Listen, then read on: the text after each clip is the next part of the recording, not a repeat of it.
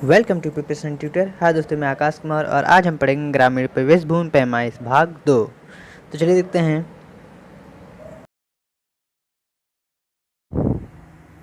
Question number 1 है, भारतवर्ष में प्रथम कृषि विश्वविद्यालय की स्थापना की गई। क्वेश्चन नंबर 1 है, भारतवर्ष में प्रथम कृषि विश्वविद्यालय की स्थापना की गई। तो इसका आंसर है पंतनगर में। पंतनगर में भारतवर्ष में प्रथम कृषि विश्वविद्यालय की स्थापना की गई।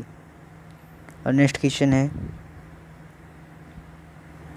यह है, सघन कृषि जिला कार्यक्रम कब शुरू किया गया। क्वेश्चन नंबर 2 है, सघन कृषि जिला कार्यक्रम कब शुरू किया गया। तो इसका आंसर है 1960 में। 1960 में सघन कृषि जिला कार्यक्रम शुरू किया गया। और आगे क्वेश्चन नंबर 3, यह है, 1994 के संशोधन अधिनियम द्वारा ग्राम प्रधान पद की न्यूनतम आयु घटाकर कर दी गई है। क्वेश्चन नंबर 3 है, 1994 के संशोधन अधिनियम द्वारा ग्राम प्रधान की पद की न्यूनतम आयु घटाकर कर दी गई है। तो इसका आंसर है 30 वर्ष से 21 वर्ष कर दी गई है। 1994 के संशोधन अधिनियम द्वारा ग्राम प्रधान पद की न्यूनतम आयु घटाकर 30 वर्ष से 21 वर्ष कर दी गई है। और क्वेश्चन नंबर 4 है, यह है, तहसीलदार उप संभाग और परगना का आरोही क्रम होगा। क्वेश्चन नंबर 4 है, तहसीलदार उप संभाग और परगना का आरोही क्रम होगा। तो इसका आंसर है ग्राम परगना, तहसील और उप संभाग। क्वेश्चन नंबर 4 का आंसर है ग्राम परगना, तहसील, उप संभाग। यह तहसीलदार उप संभाग और परगना का आरोही क्रम है। और नेक्स्ट क्वेश्चन है, यह है, ऑपरेशन फ्लड कार्यक्रम 1970 को किसने शुरू किया। क्वेश्चन नंबर 5 है, ऑपरेशन फ्लड कार्यक्रम 1970 को किसने शुरू किया। तो इसका आंसर है राष्ट्रीय डेयरी विकास बोर्ड। राष्ट्रीय डेयरी विकास बोर्ड ऑपरेशन फ्लड कार्यक्रम 1970 को शुरू किया गया। और क्वेश्चन नंबर 6 है, यह किन किन उपकरणों का प्रयोग भूमापन में किया जाता है। क्वेश्चन नंबर 6 है, किन किन उपकरणों का प्रयोग भूमापन में किया जाता है। तो इसका आंसर है जरीब कंपास और थियोडोलाइट और जरीब कंपास यह भूमापन में प्रयोग किया जाता है। और आगे है क्वेश्चन नंबर 7, यह है, किसी विकास के भूखंडों का एक विशिष्ट क्रमांक दर्शाने वाला मानचित्र कहलाता है। क्वेश्चन नंबर 7 है, किसी गांव के भूखंडों का एक विशिष्ट क्रमांक से दर्शाने वाला मानचित्र कहलाता है। तो इसका आंसर है खसरा। खसरा से किसी गांव के भूखंडों को एक विशिष्ट क्रमांक से दर्शाने वाला मानचित्र खसरा कहलाता है।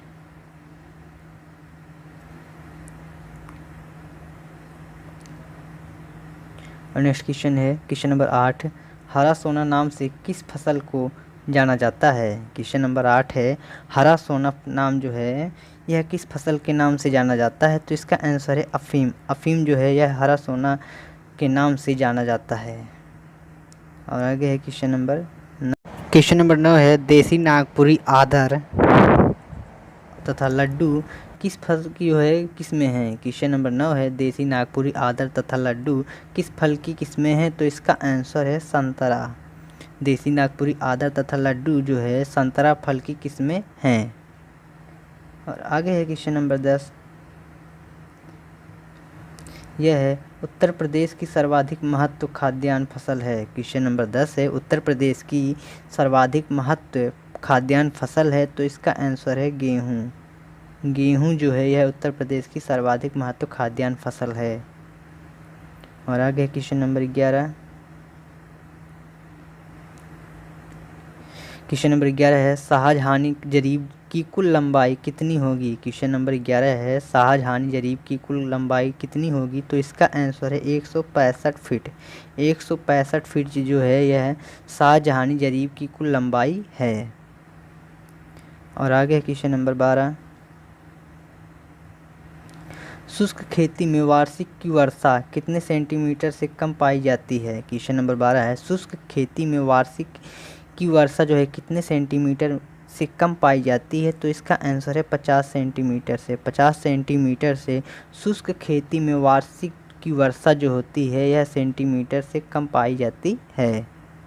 और आगे क्वेश्चन नंबर 13, यह है वृक्षों तथा झाड़ियों की कृषि जिनमें उनका जो है संरक्षण तथा संवर्धन होता है क्या कहलाता है। क्वेश्चन नंबर 13 है वृक्षों तथा झाड़ियों की कृषि जो है जिनमें उनका संरक्षण तथा संवर्धन होता है तो क्या कहलाता है, तो इसका आंसर है ओवरीकल्चर कहलाता है। ओवरीकल्चर जो है यह वृक्षों तथा झाड़ियों की कृषि जिनमें उनका संरक्षण तथा संवर्धन होता है।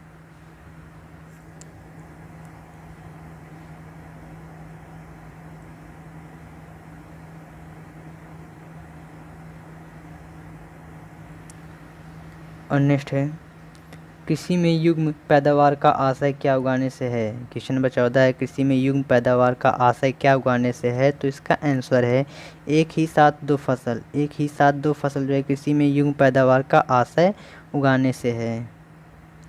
और क्वेश्चन नंबर 15 है पादपाला एक सुविधा है। क्वेश्चन नंबर 15 है पादपाला एक सुविधा है, तो इसका आंसर है नियंत्रित परिस्थितियों में पौधे उगाने के लिए। नियंत्रित परिस्थितियों में जो है पौधे उगाने के लिए पादपाला एक सुविधा है। और आगे है नेक्स्ट क्वेश्चन देखते हैं, यह है भारत अपनी दलहन खपत का जो है लगभग कितना प्रतिशत भाग उत्पादित कर लेता है। क्वेश्चन नंबर 16 है भारत जो है अपनी दलहन खपत का जो है कितना लगभग प्रतिशत जो है भाग उत्पादित कर लेता है, तो इसका आंसर है 55%। 55% जो है भारत अपनी दलहन खपत का जो है 55% लगभग जो है भाग उत्पादित कर लेता है। और आगे है क्वेश्चन नंबर 17 गोकुल ग्राम योजना किस राज्य से संबंधित है। क्वेश्चन नंबर 17 है गोकुल ग्राम योजना किस राज्य से संबंधित है, तो इसका आंसर है गुजरात। गोकुल ग्राम योजना जो है यह गुजरात राज्य से संबंधित है। और आगे है कुफरी फसल की किस्में हैं। क्वेश्चन नंबर 18 है कुफरी फसल की किस्में हैं, तो इसका आंसर है आलू। कुफरी फसल की किस्में जो है आलू हैं। और आगे है सामूहिक कृषि का प्रचलन सर्वप्रथम किस देश से शुरू हुआ। क्वेश्चन नंबर 19 है सामूहिक कृषि का प्रचलन जो है सर्वप्रथम किस देश से शुरू हुआ, तो इसका आंसर है पूर्व सोवियत संघ से। पूर्व सोवियत संघ से सामूहिक कृषि का प्रचलन सर्वप्रथम शुरू हुआ। और आगे है क्वेश्चन नंबर 20, यह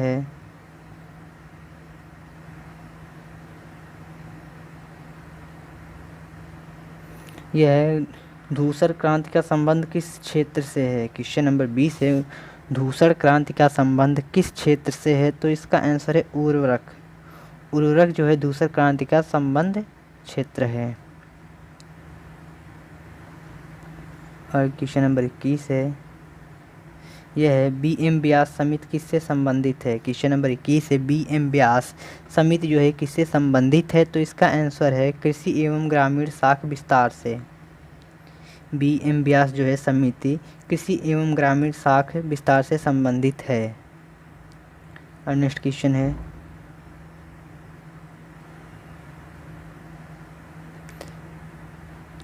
भारत में प्रशासन की आधारभूत इकाई कौन सी है। क्वेश्चन नंबर 22 है भारत में प्रशासन की आधारभूत इकाई कौन सी है, तो इसका आंसर है गांव। भारत में प्रशासन की आधारभूत इकाई जो है गांव है।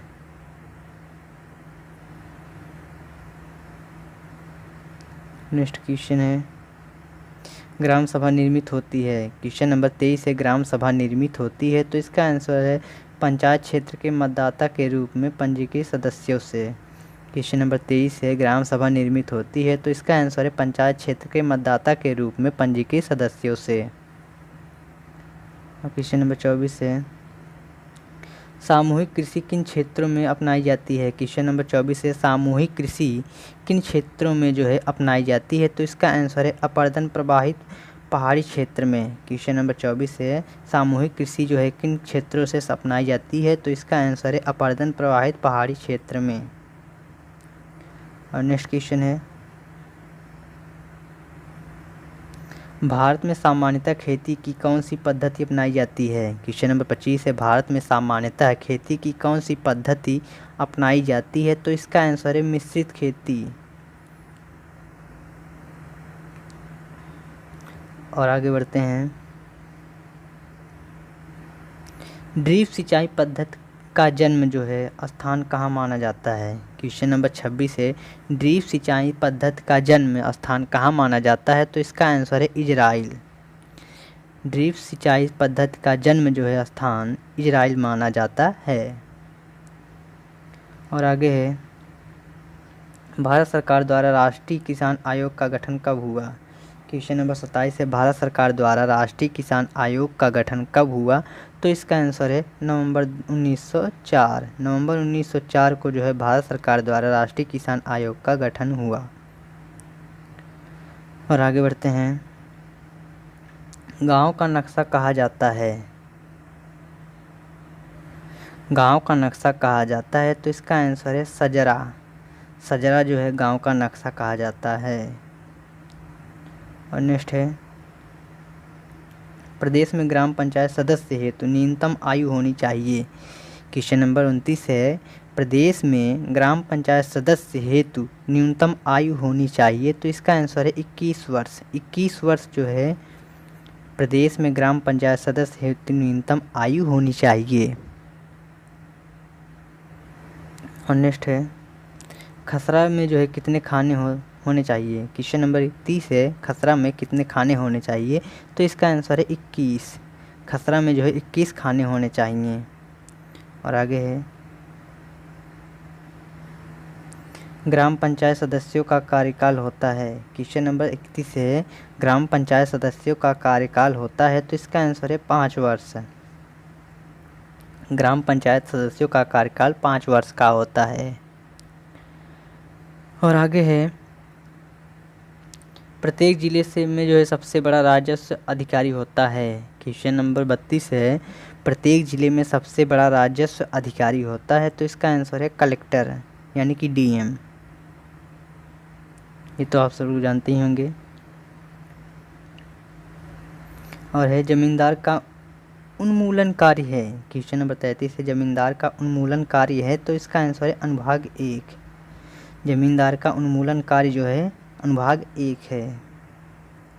क्वेश्चन नंबर 34 है, प्रदेश में नए जनपद तथा तहसीलों की सृजन का कार्य कौन करता है? क्वेश्चन नंबर 34 है, प्रदेश में नए जनपद तथा तहसीलों की सृजन का कार्य कौन करता है? तो इसका आंसर है अनुभाग 5 करता है।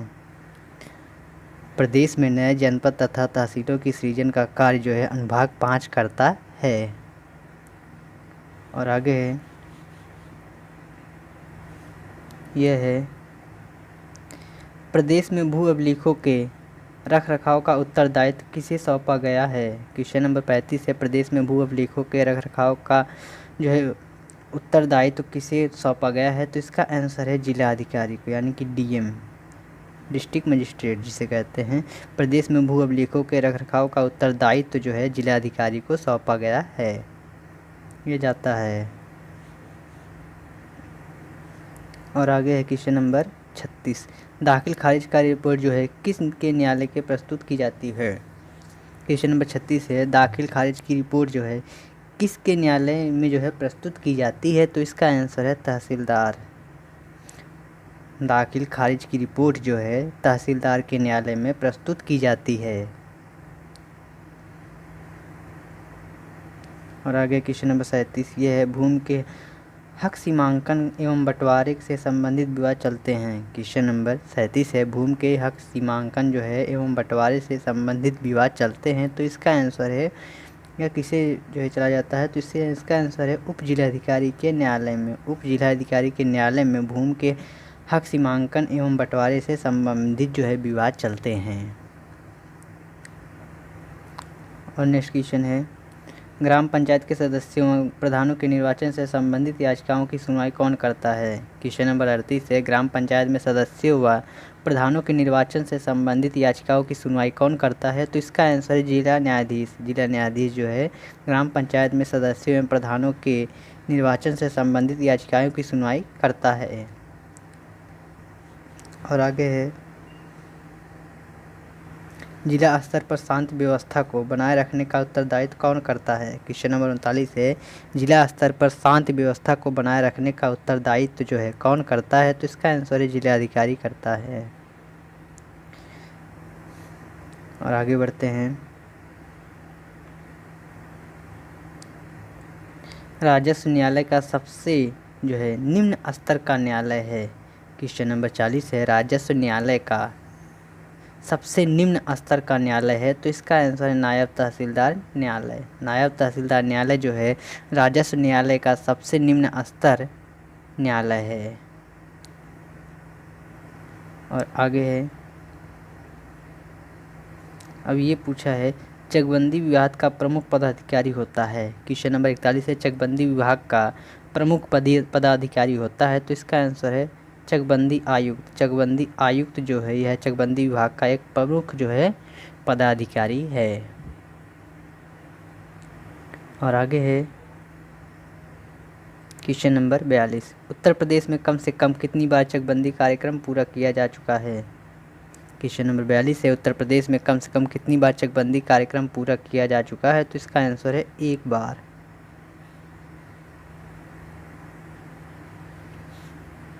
उत्तर प्रदेश में जो है कम से कम 1 बार चकबंदी कार्यक्रम पूरा किया जा चुका है। और यह क्वेश्चन है क्वेश्चन नंबर 43, जिला स्तर के किस विभाग का प्रमुख जिलाधीश होता है? क्वेश्चन नंबर 43 है, उत्तर प्रदेश के किस विभाग का प्रमुख जिलाधीश होता है? तो इसका आंसर है राजस्व विभाग एवं सामान्य प्रशासन विभाग का। राजस्व विभाग एवं सामान्य प्रशासन विभाग का जो है जिला स्तर जो है विभाग का प्रमुख जिलाधीश होता है। और आगे है, उत्तर प्रदेश भू राजस्व अधिनियम 1921 कौन सी धारा लेखपाल से संबंधित है? क्वेश्चन नंबर 44 है, उत्तर प्रदेश भू राजस्व अधिनियम 1921 कौन सी धारा लेखपाल से संबंधित है? तो इसका आंसर है धारा 23। धारा 23 जो है उत्तर प्रदेश भू राजस्व अधिनियम 1921 धारा जो है संबंधित है। और आगे है क्वेश्चन नंबर 45, लेखपाल द्वारा अपने हक के जो है प्रत्येक गांव के प्रति खेत की वार्षिक यानी कि वर्ष में कितनी बार निरीक्षण किया जाना चाहिए? क्वेश्चन नंबर 45 है, लेखपाल द्वारा अपने हक के प्रत्येक गांव के प्रति खेत का जो है वर्ष में कितनी बार निरीक्षण किया जा चाहिए? तो इसका आंसर है कम से कम 3 बार। लेखपाल द्वारा अपने हक के प्रत्येक गाँव के प्रति खेत का वार्षिक जो है 3 बार निरीक्षण किया जाना चाहिए। और आगे है क्वेश्चन नंबर 46, यह है तहसील स्तर पर करों की वसूली हेतु उत्तरदायी होता है। क्वेश्चन नंबर 46 है, तहसील स्तर पर जो है करों की वसूली हेतु उत्तरदायी होता है। तो इसका आंसर है तहसीलदार। तहसील स्तर पर करों की वसूली हेतु जो है उत्तरदायी तहसीलदार होता है। और नेक्स्ट है,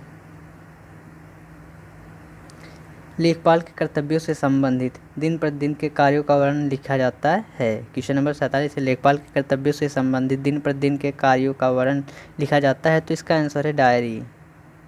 डायरी में जो है यह लेखपाल के कर्तव्यों से संबंधित दिन प्रतिदिन के कार्यों का वर्णन लिखा जाता है।